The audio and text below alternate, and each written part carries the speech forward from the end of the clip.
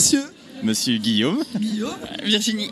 Bon, alors, vous avez vu le spectacle de Guillaume Meurice. Qu'est-ce que vous avez pensé tous les deux? Super, moi je connaissais moins moins la partie de Guillaume Meurice, j'écoute moins les émissions, mais j'ai trouvé ça super. Okay. Super, ouais. Vous connaissiez? Moi j'adore depuis des années. Il m'accompagne beaucoup dans ma salle de bain quand je me maquille, j'écoute ses podcasts. J'adore son côté irrévérencieux, moi je l'adore.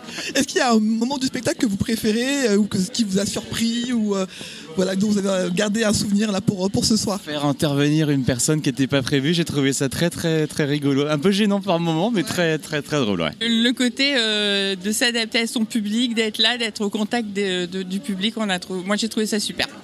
Il faut trouver les coulisses. Les coulisses, hein, au fond du couloir, à gauche. On est là, c'est des artistes. Ah, ces artistes. On est des artistes. Tu connais la musique? Le quatrième mur est le podcast du Centre culturel d'Argentré-du-Plessis. Nous allons faire tomber le quatrième mur et vous permettre de découvrir les artistes avant ou après leur montée sur scène.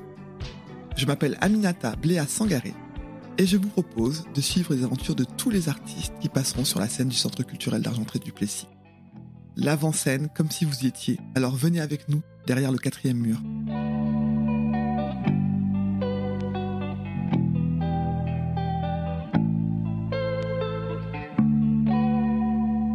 Alors, ce soir, on a la joie de recevoir Guillaume Meurice à Argentré-du-Plessis. Alors, on est hyper content de le recevoir, évidemment. On est hyper content, la salle est pleine. Donc, alors, c'est un spectacle que j'ai découvert à Avignon. Je connaissais Guillaume Meurice de ses émissions de radio et je l'ai découvert en spectacle. Et franchement, quel bonheur. Et écoutez, je vous souhaite à tous un bon spectacle. À tous ceux qui ne l'auraient pas vu, essayez de le voir, mais faites vite parce que ça s'arrête en juin. La soirée qui s'annonce va être belle, donc c'est top.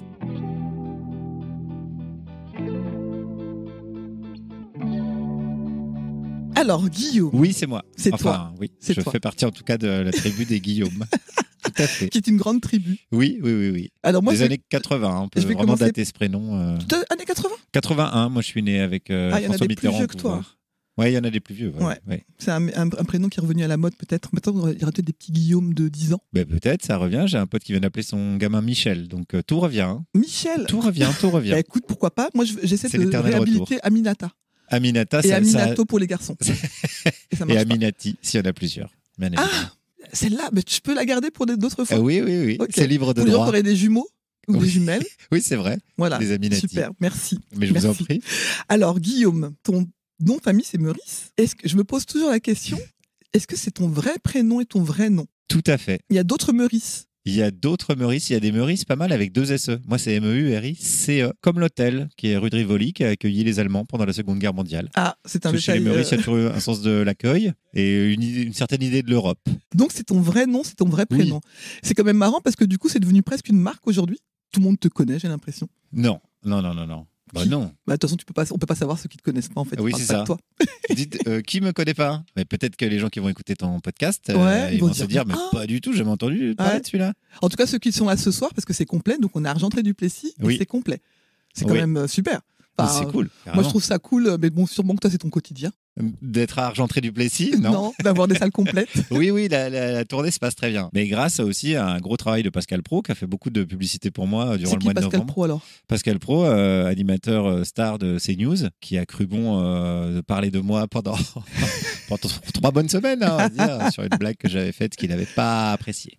Oui, donc finalement, il n'y a pas de mauvaise publicité, comme on dit. Mais je pense que tu étais déjà connu avant ça. Peut-être. Mais je n'étais peut-être pas connu des mêmes personnes. Ah oui, peut-être. Je suis connu des gens qui regardent Pascal Pro et des auditeurs et auditrices de France Inter. C'est vrai. Il a élargi mon spectre. Alors, qu'est-ce qui fait que tu es arrivé à Argentré-du-Plessis? Parce que c'est quand même pas hyper connu comme ville à la base. C'est un rêve de gosse de venir jouer ici. C'était mon objectif. Depuis quel âge? Depuis petit, quoi. Dès que j'ai su parler, je crois que le premier mot que j'ai dit, c'est Argentré. Ça devait être hyper difficile à dire. Et après Duplessis, mais c'est venu quelques années plus tard. Parce que je m'appelle Guillaume Meurice, je veux jouer à Argentré-du-Plessis. Quand on est petit, c'est pas facile à placer. Non, c'était pas évident. Les instits ne comprenaient pas. Non, plus sérieusement, parce que Kevin est venu voir mon spectacle à Avignon. Et comme Kevin a mauvais goût, il a dit je vais programmer ce spectacle. Bah, Et écoute, voilà. Et donc, je profite beaucoup des gens qui ont un Il a humour vraiment un peu mauvais merdique, goût, parce que hein. c'est le mien. Ouais, il a vraiment mauvais goût parce qu'il il a invité plein de gens depuis le début de l'année. On a eu Renan Luce, on a Oui. eu Douli et tout, mais vraiment, Douli, Doudou, on l'aime on a beaucoup. passé des soirées vraiment. Et Fabrice fantastiques. Drouel. Ouais. Est-ce que tu t'as fait un podcast avec lui? Ouais, bah Ah là l'épisode là. est sorti il y a 2 semaines. Incroyable, je vais écouter. Ouais. Il Et t'a puis, fait bah, sa Dou- voix et- comme ça, C'est oui. ça. bonjour. Mais c'est sa vraie voix, en fait. C'est sa vraie voix. Et Ouais. Douli aussi, m'a fait plaisir Et de. Douli, c'est sa vraie voix aussi. Oui, Mais c'est vrai que là, t'as eu deux. Ouais, Avec peut-être qu'il faudrait que je parle comme ça aussi pour avoir une Mais est-ce espèce que d'identité. toi, c'est pas ta voix qui te fait. Non, Non, voilà, t'as pas cette voix-là. non, j'ai Mais pas. Là, la voix que tu as, c'est la voix que tu as sur scène, Ouais. à la radio. C'est ta voix nul en fait. C'est mon nom, mon prénom et c'est ma voix. Enfin, peut-être que je travaille un peu Et ce ça. sont tes vêtements aussi. Ouais, bon, ça, ouais. Non, normalement dans la vie, je suis vraiment bien sapé. Mais là, c'est un personnage. Je suis déjà un petit peu dans le rôle, quoi. Moi, je trouve ça, c'est très bien. Tout est cohérent. Bon, Mais très bien. Tu fais alors ce métier depuis genre combien de temps? Parce que t'en fais plusieurs, cela dit. Mais ouais, si on parle de celui d'être sur scène, ça fait combien de temps? 2007. J'ai commencé en 2007. Ça commence à faire, hein. La Ouais. date, Novembre le- 2007. C'est facile à retenir parce que c'était vraiment une date de grosse grève. Ma première, c'était à Paris, une grosse grève RATP SNCF. Donc j'ai dû jouer devant 7 ou 8 personnes. Bah, c'est les débuts, hein. Ça, c'est les débuts, c'est comme ça. Et ça ouais. t'a pas donné envie de pas continuer? Tu te Ah dis non, c'est à non, cause de la non. grève? Si on... Ouais, c'est ça. Exactement. Ça me donnait vraiment une bonne excuse. Je dis, oh, c'est pas moi, c'est pas de ma faute, c'est pas la faute de la promo. C'est parce que c'est la grève. Et non, bah, au début, c'est commun à tous les humoristes, possiblement même à tous les gens de scène. Les débuts sont toujours un peu, pas chaotiques, mais progressifs, on va dire. Mais moi, j'ai jamais vécu ça comme une galère. Genre qui disent, ouais, j'ai galéré au début. Moi, je trouvais que ça faisait partie du chemin, et que c'était plutôt sympa. Mais ça veut dire que t'avais autre chose pour manger à côté? Oui, je faisais des petits boulots. Ouais, Ouais, c'est ça. enfin, des petits boulots, c'est des boulots alimentaires. Enfin, oui, je devrais pas dire petits boulots parce que c'est péjoratif pour les gens qui font ces boulots-là à l'année. Oui, même Donc boulot non, je alimentaire. retire ce que j'ai dit. Non, mais c'est vrai que je pense qu'on est nombreux et nombreuses à le dire. Quelquefois, on dit ah oui, mais c'est un boulot alimentaire. Et effectivement, il y a des gens dont c'est le boulot Oui. alors à vie ou en tout cas Ouais, pendant c'est ça. longtemps. Alors mais que oui, après, alimentaire, ça l'était pour moi parce que j'avais d'autres, j'avais d'autres ambitions, objectifs, on va dire. Et c'était Peut-être quoi pas. ces boulots alimentaires? Oh là là, alors premier boulot que j'ai fait en arrivant à Paris, j'ai travaillé pour le WWF. J'arrêtais les gens dans la rue Pour avec une récupérer de chasuble l'argent? avec un panda pour Ouais. leur demander de l'argent. Et ça marchait? Alors ouais, ça marchait pas trop mal. Parce que tu sais j'avais un combien peu t'as la levé? tchatche et la répartie. Ça apprend un peu l'humiliation. C'est clair. Et finalement, qu'il y a d'ailleurs, toutes t'es les resté techniques. encore un peu dans ça parce que finalement, quand tu vas Eh ben faire voilà. des micro-trottoirs, t'es C'est déjà pour ça. habitué. La boucle est bouclée. Quand les gens ils me snobent ou ils font semblant de pas me voir ou ils prennent leur téléphone pour faire semblant d'avoir un appel, je me dis ça me rappelle Ah, ça quand me j'ai rappelle quelque commencé mes Mais il y a premiers des gens qui boulots. te snobent. Oui, surtout à Paris, il y a des gens qui n'ont pas le temps. Il y a des gens basiquement qui n'ont pas le temps. Par exemple, à l'Assemblée nationale, tu as des députés qui veulent plus me parler, donc qui m'esquivent, qui font des détours ou qui sortent leur téléphone. Ça, je l'ai déjà vu aussi. Pour faire allô, et en plus comme ils jouent très mal, c'est rigolo. Allô, oui. C'est nul, mais bon, ça me fait rigoler. Ouais. Donc du coup, t'as déjà eu cette habitude effectivement depuis donc 2007. Alors attends, tu m'as dit tout à l'heure ton Ça, âge. c'était en arrivant à Paris. Alors, j'ai fait le cours Florent. Je suis arrivé à Paris, je me suis inscrit au cours Florent. Donc ça devait être 2002. Mais Et t'arrivais puis, d'où? Eh ben, j'arrivais de. Moi, j'ai grandi dans l'est de la France, vers Besançon, plutôt même vers Vesoul. Ok. Et là, on est là. Là, On a un Argenteuil du accent, Plessis, normalement, à de ce côté, côté-là, c'est non Las Vegas. On a l'accent, on traîne les mots comme ça. Puis on dit la Aminata, tiens. Ouais. Ah, ok. Elle est bien sympa, celle-là. Mais ça y est, tu l'as Le perdu. Guillaume. Oui, je l'ai perdu, ouais. Ok. Ou bien Ouais, tu oui, ça as fait un voulu le moment. chasser. Non, il s'est perdu tout seul. D'accord. Avec Ouais. les cours Florent peut-être ou pas spécialement. Même pas. J'ai jamais travaillé ma perte d'accent. Ça, Ok. ça peut m'arriver sans doute de traîner encore un peu les mots, mais. Et quand tu retournes de temps en temps dans ta Ouais, famille? mes parents maintenant sont en Bourgogne, donc non, j'ai plus d'attache là-bas. J'ai quelques potes d'enfance, mais j'y vais vraiment très rarement. Donc c'est le Vesoul de la chanson. Le Vesoul, ouais, D'accord. c'est le Vesoul de la chanson de Brel. Et c'est comme ça que la ville est connue entre guillemets. Bah c'est ça. Et j'ai mis un petit je moment à l'assiste me rendre pas compte qu'il se forcément. foutait de la gueule de Vesoul dans la chanson Jaco.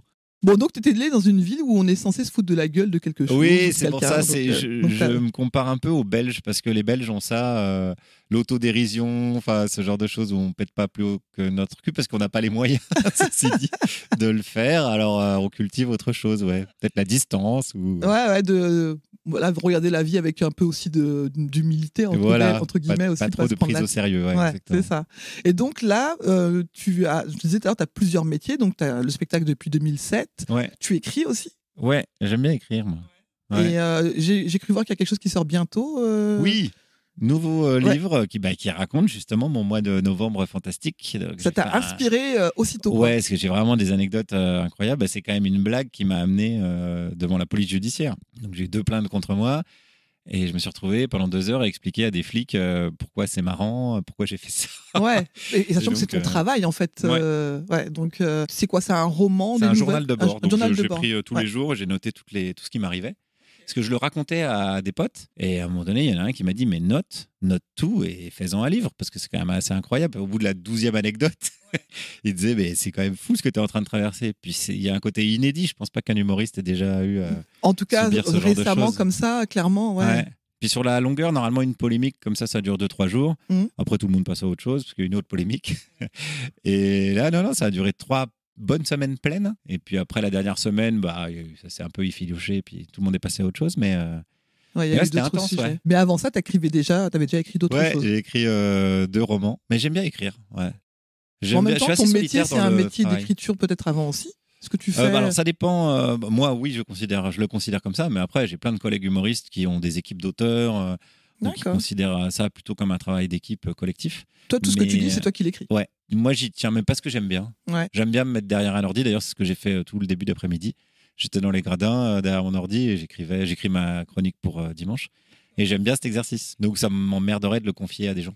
Oui, et puis pour assumer ce qu'on dit, parfois c'est plus simple aussi et que tu peux pas reprocher à quelqu'un. Tu vois, j'aurais pas dû dire ça à cause de toi, je me retrouve avec. Exactement. Donc, et puis ça donne. Alexandre Astier, je l'ai lu dans une interview, il disait. Donc lui aussi écrit tout seul et il dit ça donne peut-être quelque chose avec des défauts, mais au moins ça donne quelque chose de très signé. Ouais. C'est-à-dire que tu as un style, tu sais que c'est toi, quoi.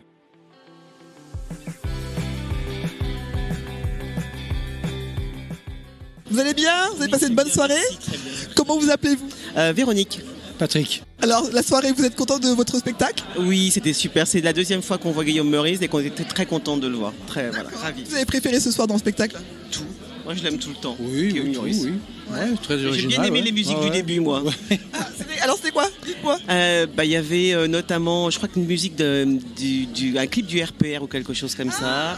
Okay. Et les musiques étaient très sympas. Il y avait, comment qu'elle s'appelle, la femme de Sarko, Carla Bruni aussi. Oui. Donc, c'était assez drôle. Ça nous met dedans, en fait. Ça nous met dedans. Et puis, avec le final, avec Sardou. Ouais. Donc, c'était quand même... voilà. Non, c'était très bien. Ouais. Merci d'avoir fait la route. Bon retour. Merci à vous. Merci. Au revoir. Bonne soirée.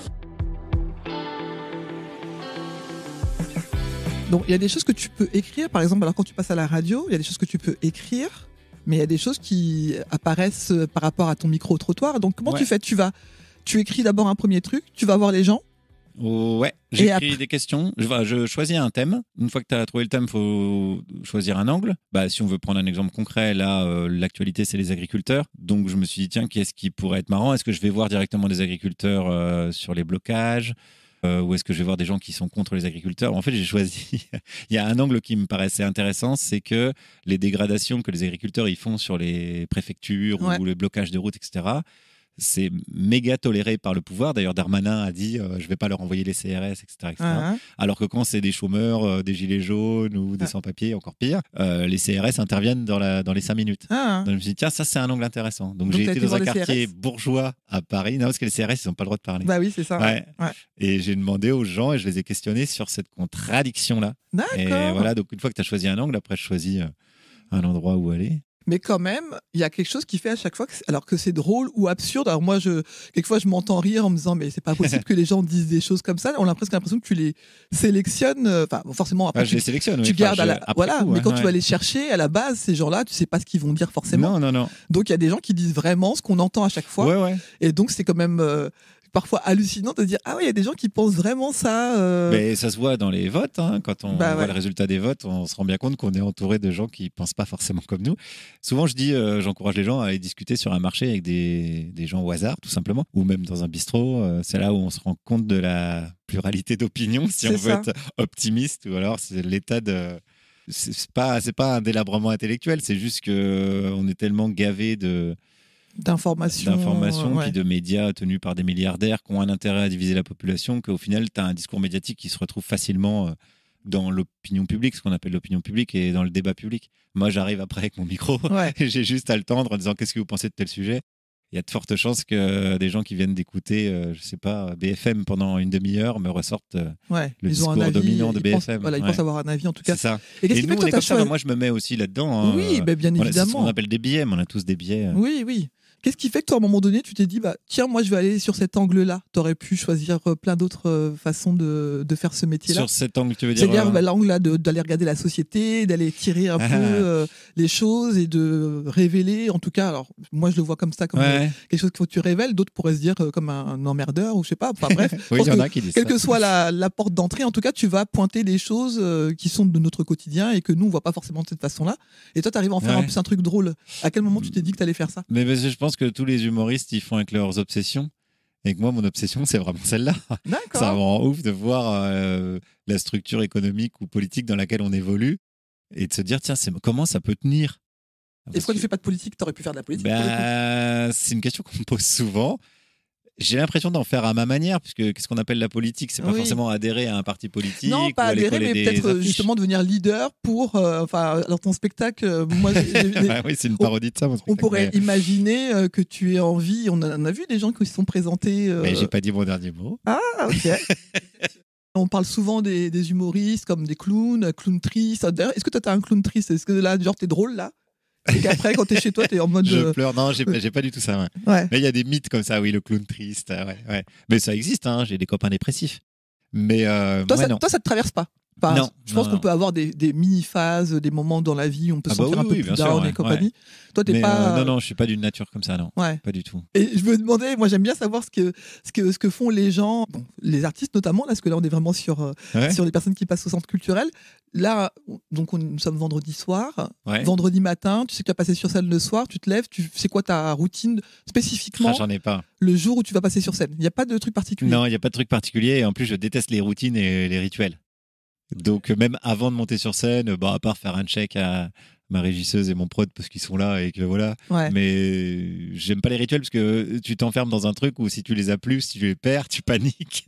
Mais sauf si c'est comme un les truc superstitions. Oui, clairement. Mais sauf si c'est un truc genre tu te fais un clin d'œil, ça à moins de devenir enfin, de perdre un œil, tu pourras le faire. Non, je suis pas très. J'ai pas le pas trac. besoin de ça. Non, je suis pas très traqueux et pas très Pas très ou pas du tout?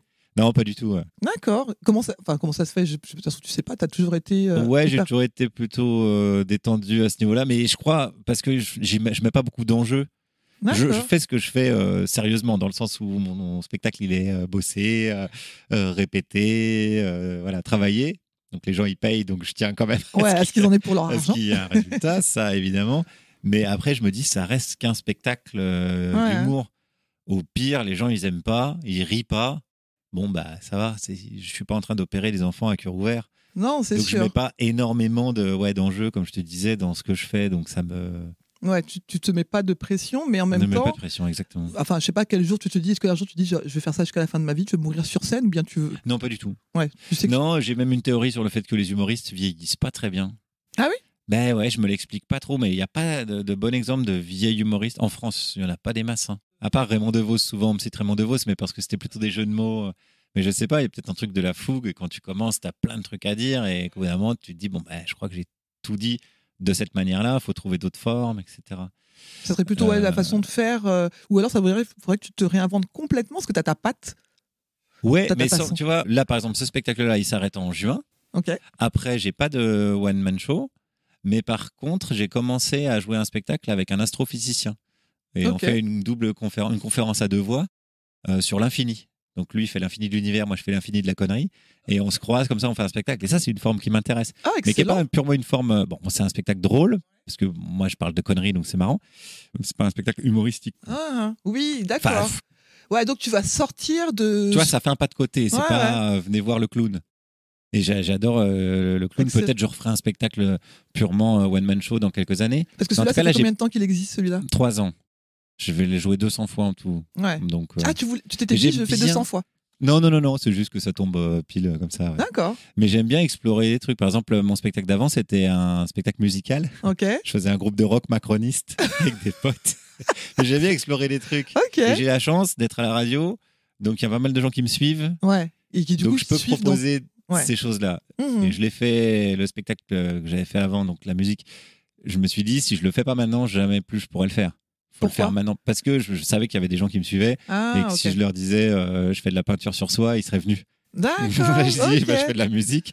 Et vraiment, on a kiffé, c'était trop bien. Après, il y a eu le Covid, on est tombé un peu dans la pire période, mais on s'est marré. Et donc, ça, j'aime bien faire ça. Explorer des trucs, tenter des trucs.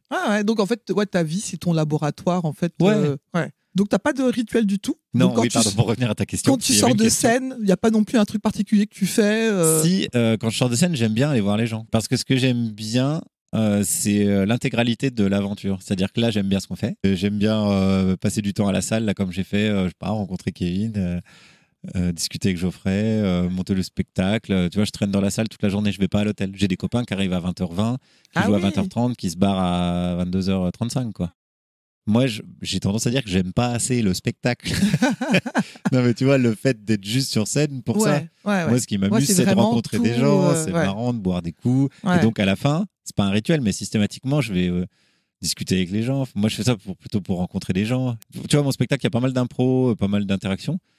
Je vais dropper une phrase de Michel Bouquet que j'aime beaucoup. La phrase est Michel Bouquet qui dit « N'oubliez pas que les gens, ils sont pas venus vous voir jouer, ils sont venus pour jouer avec vous. » Et moi, je suis plus dans un délire de venez, on joue au Lego plutôt que de regardez-moi monter mon château fort en Lego. Et j'adore le moment de venez, on fait les cons tous ensemble. Et c'était un peu ça le délire avec le groupe de rock dont je te parlais avant. Vous jouez un public de groupe de rock. Et les gens, ils kiffaient, tu vois, on fait du rock macroniste. Des fois, ils venaient même super bien sapés, tu vois. Excellent. Ils avaient un rôle. En fait, on joue tous ensemble. Et là, le public joue un public de meeting politique. Moi, j'aime bien que les gens, ils aient un rôle et que ce soit pas juste. Parce que c'est un délire quand même de monter sur scène et c'est quand même un truc, tu dis aux gens, en gros, taisez-vous, regardez-moi, écoutez-moi pendant 2 heures. C'est bizarre, en fait, comme position.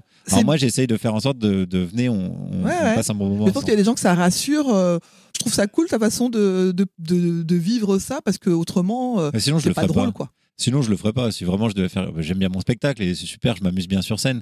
Mais si c'était que ça, je le ferais pas. Tu as parlé plusieurs fois de ton style vestimentaire et tout. Donc, est-ce que tu as une tenue Je me fais vanner beaucoup dessus. T'as une tenue sur scène?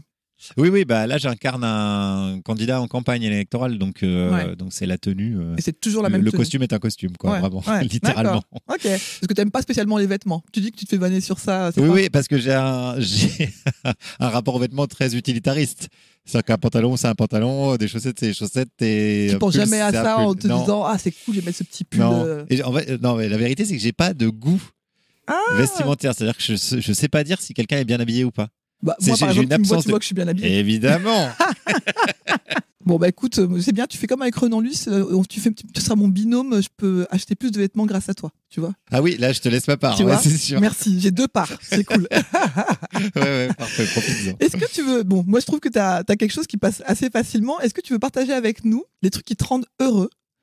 Mais genre le truc vraiment le plus simple. Moi, je suis très pipi caca, par exemple. Tu me fais une blague, même si je suis triste sur une crotte qui passe ou un truc comme ça, ça va me faire partir, tu vois. Et est-ce que toi, il y a un truc qui systématiquement, même si t'es un peu pas bien chaque fois, quoi, qui va te faire rire ou te rendre un peu, te rendre le sourire ou... Je suis rarement en bad. En fait, j'ai un peu l'impression d'être un peu d'humeur égale la plupart du temps. Mais qu'est-ce qui pourrait me rendre joyeux? Tout ce qui est de l'ordre de l'humour, alors c'est un mot un peu galvaudé, mais absurde. C'est-à-dire que moi, je suis très fan des... Par exemple, il y a un mec qui s'appelle Monsieur Fraise. Ces spectacles, je sais pas si Kevin connaît, mais c'est un mec, il est connu pour rentrer sur scène et ne pas parler pendant 10 minutes. Ce qui crée une espèce de malaise. Mais ça me met immédiatement la joie, moi. Ok, d'accord. Donc, je te dirais plus un truc. Alors, c'est regarder un sketch mais qui est vraiment très loin de ce que je fais moi, qui est plus de trucs de décryptage politique, d'humour satirique.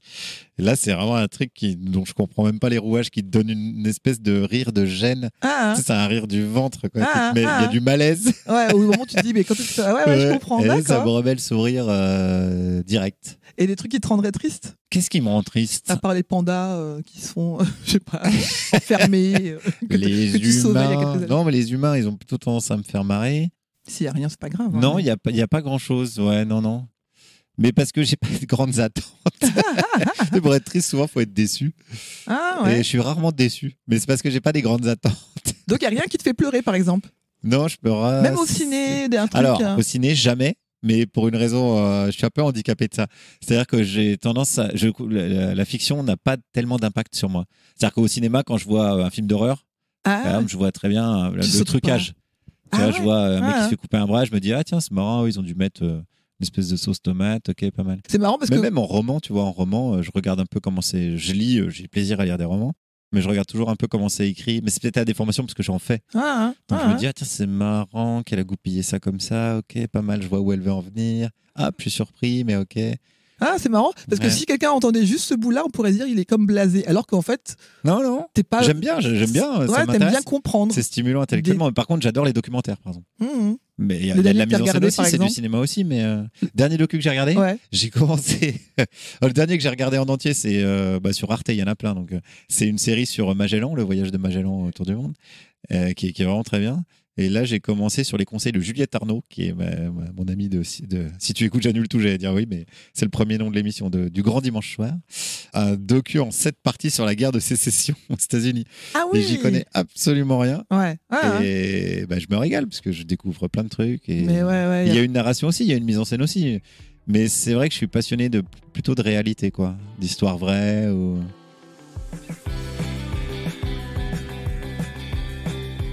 Alors, Leïla, qu'est-ce que tu as pensé du spectacle ? Que c'était très bien, qu'il rebondissait bien, que c'était très drôle et que c'est le même comme à la radio qu'on écoute. Tu connaissais déjà ? Oui. Public conquis d'avance ? D'avance. Qu'est-ce que tu préfères en spectacle ? Parce que c'est pas la même chose qu'à la radio quand même. La communication avec le public. C'est-à-dire qu'il rebondit, il regarde ce qu'il y a dans la salle, il s'est renseigné sur Argentré du Plessis avant, il sait à qui il parle, il sait où il est. Tradition et modernité, ça veut dire c'est vrai. C'est vrai, quoi. C'est tout Argentré est là en fait. Modernité, tradition, c'est tout nous. Bon, en tout cas, merci Leïla, bonne soirée. Bonsoir, c'est quoi votre prénom ? Anthony. Anthony, alors ça vous a plu le spectacle ? Oui, excellent spectacle. Ouais. Vous connaissiez déjà ? Oui, je connais déjà, j'ai déjà écouté à la radio, donc je connaissais un petit peu, donc ça reflète bien ce qu'on écoutait à la radio en fait, donc c'est vraiment un bon spectacle. Là, t'es prêt à monter sur scène, bientôt. Ouais. On va manger avant, parce que voilà, il paraît qu'il y a des trucs à manger quand même. Et là, donc tu dis que ta tournée se termine en juin. Ça veut dire que tu as des dates toutes les semaines là ? Tous les week-ends. Non, j'ai peut-être des petites pauses pendant les vacances là, ouais. D'accord. Mais presque tous les week-ends. Ouais. Comment tu fais pour tenir ce rythme ? Parce que donc tu écris, tu fais donc la radio, tu fais là voilà. Tu prends quelque chose ? Non, je suis nul en drogue. Je suis vraiment nul en drogue. Non, c'est juste que j'aime. Non, mais j'ai de la chance. T'as une hygiène de vie particulière ? Non, même pas. Mais je suis payé pour faire ce que j'aime bien faire. C'est comme si, je sais pas, c'est comme si t'aimes bien manger et qu'on te paye pour manger. Enfin, c'est un privilège insolent. Ouais, tu veux grossir. Moi, j'ai même pas ce risque-là, tu vois. C'est-à-dire que j'adore écrire et je le ferai gratos. Et là, on me dit non, mais on va te donner de l'argent. Alors je fais d'accord. Bon, là, le bouquin que j'ai fait, je vais rien toucher parce que je refile des sous. Oui, j'ai vu ça. Tu peux redire d'ailleurs à qui tu veux. Un médecin du monde. Ouais, c'est ça. Mais et pourquoi médecin du monde ? Parce qu'ils se sont fait accuser d'antisémitisme aussi parce qu'ils vont aider les Palestiniens. Donc dès qu'on aide les Palestiniens ou qu'on dit attention, est-ce que vous pouvez arrêter de les massacrer, on est rapidement antisémite en France. Et puis j'ai eu un bon contact avec le vice-président et donc j'ai décidé ça. Et mais sinon, ouais, quand j'écris des chroniques, ça me fait kiffer. En fait, mes loisirs sont mon métier. Alors, on a l'impression que je bosse beaucoup, mais moi, j'ai jamais l'impression de bosser. Ouais, parce que ça veut dire que du coup, tout ce qui est autour de toi, tu l'observes et t'en fais quelque chose, quoi. Ouais. C'est un coup de bol, ça. Hein. Ouais, il y aura des trucs sur Kevin dans ton prochain spectacle ? Je le connais pas assez, mais peut-être, on va voir en mangeant, peut-être qu'il va se dévoiler. C'est ça, tu verras le vrai visage de Kevin et Sarah. La face cachée de Kevin. L'effroyable imposture. Préparez-vous à Argentré, le prochain spectacle, c'est Kevin & Co. Très bon titre, on le prend ensemble. Écoute, vas-y, moi je t'écris des trucs si tu veux. Tu l'as déjà interrogé, Kevin ? Oui. Ah ouais, c'est vrai. Ouais, il y a eu un podcast que j'ai eu le plaisir de créer avec l'équipe d'ici qui s'appelle Les gens 2, donc les gens du Centre culturel d'Argentré du Plessis. Et donc Kevin a son temps de gloire. Très bien, très bien. En tout cas, comme je pensais, je pourrais passer des heures à discuter avec toi, mais on va arrêter un bout d'un moment. On le fera, mais hors micro et comme ça on pourra. Voilà, exactement. Mais vraiment, merci Guillaume, je suis ravi. J'ai envie, je te dis, de te poser plein d'autres questions, mais c'est très bien comme ça. C'est parfait. On fera un deuxième épisode. Exactement, avec grand plaisir. Et puis, je te dis merde. Ouais, t'aimes bien parce qu'on en a parlé avec c'est Clémence qui disait que le merde ça lui parlait pas trop. Voilà, bon. C'est la tradition, ça, pour le coup. C'est rigolo parce que la première fois que j'ai entendu les anglo-saxons, ils disent break a leg. Casse-toi la jambe, en gros. Et la première fois qu'on m'a dit ça, j'ai pas compris. En fait, c'était quelqu'un qui m'aimait bien, je sais, qui m'a dit break a leg. Parce que moi, tu vois, je suis allé chercher la signification du merde français. Alors, Ouais. c'est quoi les explications du break a leg anglais? Eh ben, je sais pas. Ah, ok. Je sais pas du tout. Ton devoir pour la prochaine Ouais, fois je qu'on se voit, regarderai. parce que là, le merde français, moi, je trouve que c'est classe quand même comme Oui, explication. et mais les Italiens ils disent une culo à la baleine, et ça veut dire dans le cul de la baleine. Donc, voilà, chaque pays a son. Excellent. Son petit Bon, bah écoute, on rituel. se fera un épisode la prochaine fois sur les Ouais, expressions ça du monde peut pour être se donner, intéressant. dire bonne chance ou merde. Bon, en tout cas, à bientôt. À bientôt. Ciao.